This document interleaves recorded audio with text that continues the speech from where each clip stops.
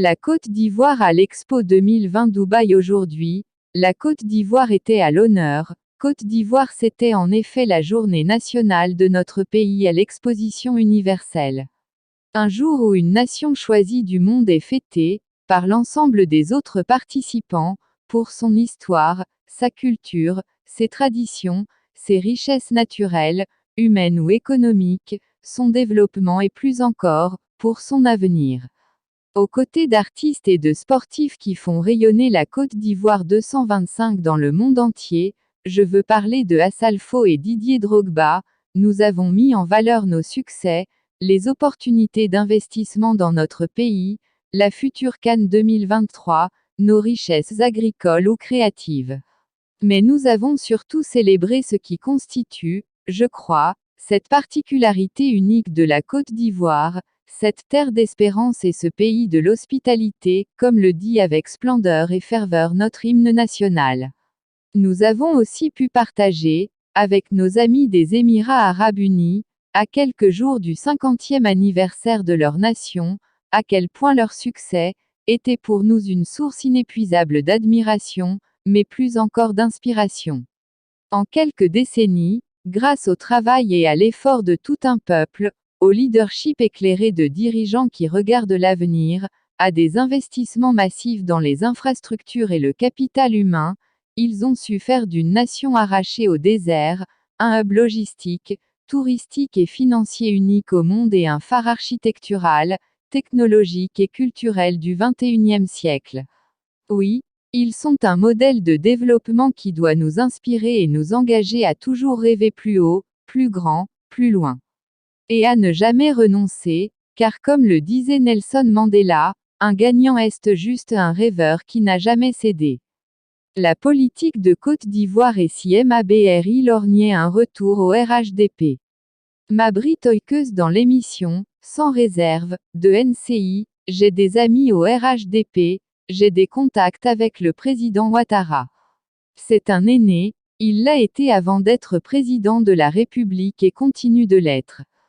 Ce que je voudrais dire, c'est que lui et moi, nous n'avons pas discuté des questions de fonctionnement du RHDP depuis ma sortie de ce parti. L'objectif d'un congrès, ce n'est pas une alliance politique, ce n'est pas un retour à une organisation. Mais si les congressistes décident que ce point doit être à l'ordre du jour, nous en débattrons et nous prendrons une décision. Pour le moment, je ne peux pas anticiper pour dire que les conclusions de notre futur congrès doivent être ça, non pas du tout, a confié Albert Mabry Toikeus sur une question relative au retour de l'UDPCI au RHDP. L'économie. La Côte d'Ivoire est le pays qui a le plus accru sa prospérité dans le monde au cours des 10 dernières années, agence Ecofin, entre 2011 et 2021, la Côte d'Ivoire a gagné 24 places dans le classement des pays les plus prospères au monde, soit la plus forte croissance dans le domaine.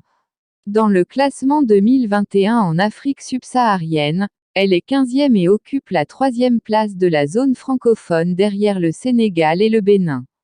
La Côte d'Ivoire est le pays qui a enregistré la plus forte croissance de sa prospérité au plan mondial, au cours des 10 dernières années.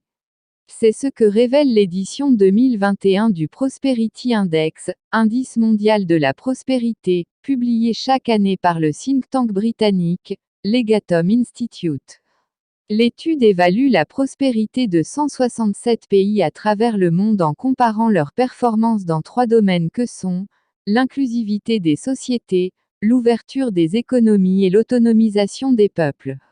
Les performances dans ces 3 domaines se basent sur 12 piliers essentiels que sont la sûreté et la sécurité, les libertés individuelles, la gouvernance, le capital social, le climat de l'investissement, les conditions d'entreprise, les infrastructures et l'accès au marché, la qualité économique, les conditions de vie, la santé, l'éducation et enfin l'environnement naturel. Ces 12 piliers reposent à leur tour sur 67 éléments d'évaluation distincts. À l'analyse de ces éléments, il en ressort qu'entre 2011 et 2021, le pays des éléphants a plus amélioré ses indicateurs que n'importe quel autre pays dans le monde. D'après le rapport, il a enregistré des améliorations majeures dans tous les piliers, à l'exception de la liberté individuelle et de l'environnement naturel.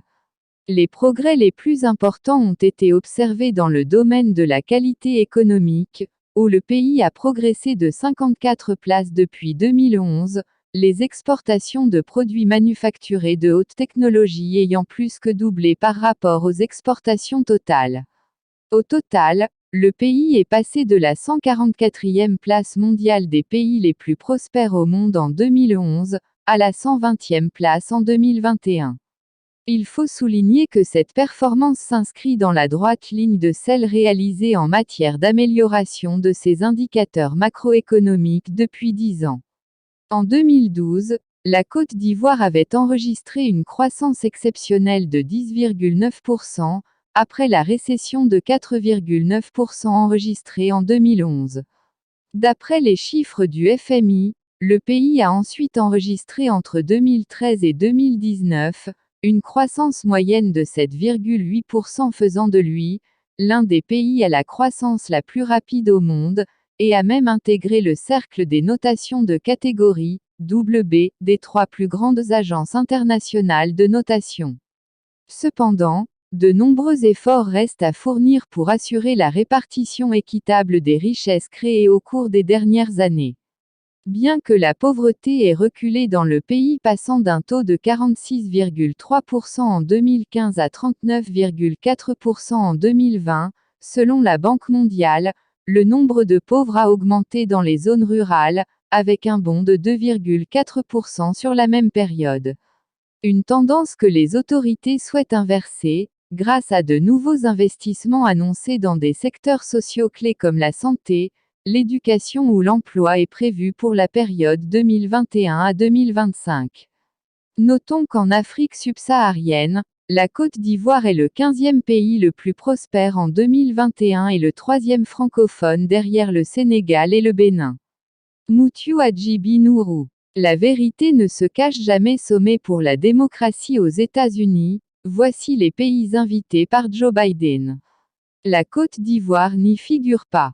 Le sommet pour la démocratie aux États-Unis se tiendra sans certains pays, dont le Burkina Faso de Roch Kaboré, la Côte d'Ivoire d'Alassane Ouattara, la Guinée et le Mali où ont eu lieu des coups d'État. Ainsi en a décidé le président Joe Biden. Sommet pour la démocratie, participants invités Albanie, Angola, Antigua, et Barbuda, Argentine, Arménie, Australie, Autriche, Bahamas, Barbade, Belgique, Belize, Botswana, Brésil, Bulgarie, Cap-Vert, Canada, Chili, Colombie, Costa Rica, Croatie, Chypre, République tchèque, République démocratique du Congo, Danemark, Dominique, République dominicaine, Équateur, Estonie, Union européenne, Fidji, Finlande, France, Géorgie, Allemagne, Ghana, Grèce, Grenade, Guyane, Islande, Inde, Indonésie, Irak, Irlande, Israël, Italie, Jamaïque, Japon, Kenya, Kiribati, Kosovo, Lettonie, Libéria, Lituanie, Luxembourg, Malawi, Malaisie, Maldives, Malte, îles Marshall, Maurice, Mexique, Micronésie, Moldavie, Mongolie, Monténégro, Namibie, Nauru, Népal, Pays Bas, Nouvelle-Zélande, Niger, Nigeria, Macédoine du Nord, Norvège, Pakistan, Palaos, Panama, Papouasie, Nouvelle-Guinée, Paraguay, Pérou, Philippines, Pologne, Portugal, République de Corée, Roumanie, Saint-Kitts et Nevis, Sainte-Lucie, Saint-Vincent et les Grenadines, Samoa, Sao Tomé et Principe, Sénégal, Serbie, Seychelles, Slovaquie, Slovénie, îles Salomon, Afrique du Sud, Espagne, Suriname, Suède, Suisse, Taïwan, Timor-Lest, Tonga, Trinité et Tobago, Tuvalu, Ukraine, Royaume-Uni, Uruguay, Vanuatu, Zambie, Afrique Soir. Maurice Kakou, en chef du PDCIRDA. Nos pires ennemis ne sont pas forcément ceux qui nous combattent ouvertement. Ce sont plutôt ceux qui partagent notre quotidien et nos idées, mais qui par leurs excès et leurs égos surdimensionnés galvaudent le sens réel de notre combat. Il y a des moments dans la vie, où il faut ouvrir les yeux sur nous-mêmes et autour de nous. Le verre est bien souvent dans le fruit. Attention à nous dans le gouvernement. La présidente du comité de normalisation de la FIF, star du buzz malgré elle, l'une des qualités premières des Ivoiriens est l'humour. Il traite les sujets les plus complexes avec un humour démesuré. La présidente du comité de normalisation de la Fédération ivoirienne de football, FIF, Mariam Dao Gabala n'a pas échappé à l'humour à l'ivoirienne. Face à la presse ce mercredi 24 novembre 2021, les propos de la présidente ont été sujet de railleries sur la toile. Le budget d'eau des éléphants à chaque rassemblement, par joueur et par jour équivalait à 50 litres par joueur et par jour, selon le budget de l'ancienne direction de la Fédération ivoirienne de football. Quand nous sommes arrivés, nous avons constaté un budget de plus de 80 millions FCFA payé en espèces pour l'hébergement, sans contrat, sans justificatif et pour la même durée, dans les mêmes conditions, nous sommes passés à 44 millions. Chaque rassemblement des éléphants, selon le budget de l'ancienne direction, ont payé pour 3,5 millions de francs CFA, des médicaments pour les joueurs au point où le ministère nous a demandé, mais s'ils sont si malades, comment font-ils pour jouer? A fait comprendre Mariam Dao Gabala. Comme une traînée de poudre, cette sortie de Dao Gabala a enchaîné une série de photos collages sur les réseaux. En effet, sur certaines photos on peut voir Mariam Dao avec une barrique et un bouteille d'eau de 1,5 litre. Sur une autre photo, c'est Redier prenant un repas avec 50 litres d'eau à ses côtés. Les faits et gestes des éléphants footballeurs sont filtrés au peigne fin afin de les mettre en relation avec les propos tenus par Dao Gabala. Dao Gabala est actuellement la star du buzz en Côte d'Ivoire. Vivement qu'un autre buzz interrompe le sien. Aliou Cissé. Les dirigeants du football sénégalais voulaient des blancs qui leur demandaient énormément d'argent. Je suis allé supplier El Hadji Diouf et certains anciens footballeurs d'aller demander au gouvernement de me recruter. Mais, c'était difficile parce que le ministre voulait Alain Giresse, Franquet, qui demandait des millions de francs. Après des longues semaines de discussions avec le Français sans entente, le ministre m'a invité dans un bureau et j'ai saisi l'opportunité pour lui dire « Je ne cours pas après les millions, permettez-moi juste de servir mon pays ». Aujourd'hui, j'ai battu plus de 9 grands coachs européens depuis les phases éliminatoires pour arriver en finale. Dieu m'a aussi permis de battre Alain Giresse aujourd'hui pour interpeller les dirigeants africains de donner la chance à leurs frères au lieu de passer le temps à courir derrière des blancs. La Côte d'Ivoire à l'école de gendarmerie de Torogué, une élève sous-officier radiée pour avoir contracté une grossesse. Mademoiselle Kaka, élève sous-officier de première année, stagiaire à l'école de gendarmerie de Torogué, a été radiée des effectifs de la gendarmerie nationale et renvoyée dans son foyer, après avoir contracté une grossesse au cours de la formation. La décision de sa radiation est tombée, le mercredi 24 novembre 2021. La gendarmerie nationale de Côte d'Ivoire ne badine pas avec le non-respect de son règlement intérieur. Mademoiselle Kaka, élève sous-officier de première année, matricule 87 704, stagiaire à l'école de gendarmerie de Torogué, vient de l'apprendre à ses dépens. Elle a été radiée de ce corps d'élite pour avoir violé le règlement intérieur de l'école. La décision de sa radiation est tombée, le mercredi 24 novembre 2021. Selon nos sources, l'élève sous-officier de première année, en stage à l'école de gendarmerie de Torogué, attendait patiemment les résultats de passage en deuxième année. Si jusque-là, elle avait réussi à cacher son état à sa hiérarchie, elle espérait qu'elle bénéficierait d'une grâce. C'était sans compter avec la rigueur de la maréchaussée. Son état de grossesse découvert, Mademoiselle Kaka a été rayée des effectifs de la gendarmerie nationale pour non-respect du règlement intérieur de l'école. La grossesse qu'elle a contractée pendant sa formation lui a été préjudiciable. La gendarmerie lui a demandé de prendre le chemin de son foyer. L'événement heureux qu'elle attend est désormais doux amer. Dommage pour Mademoiselle Kaka qui, dit-on, était promue à une belle carrière. Extrait de sa cellule par des encagoulés, Souleymane Kamagaté, dit Saul tout Saul a été retrouvé à Grand-Bassam. Connaît Souleymane Kamagaté dit Saul tout Saul a été extrait de la maison d'arrêt et de correction d'Abidjan, Maca, dans la nuit du jeudi 25 au vendredi 26 novembre par des hommes encagoulés. Des sources proches de sa famille rapportent qu'il a été conduit à la prison de Grand Bassam. C'est la deuxième fois que le chef du protocole de l'ancien Premier ministre ivoirien Guillaume Soro retourne dans cette prison. Il y avait été déjà conduit en octobre 2020 en provenance de la prison civile de Toumodi où il avait été accueilli suite à son arrestation le 23 décembre 2019, le jour du retour manqué de son patron.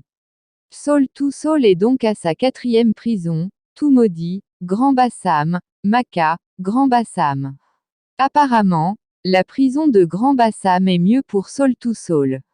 J'y étais avec lui. Il s'était adapté. Il était aimé de tous.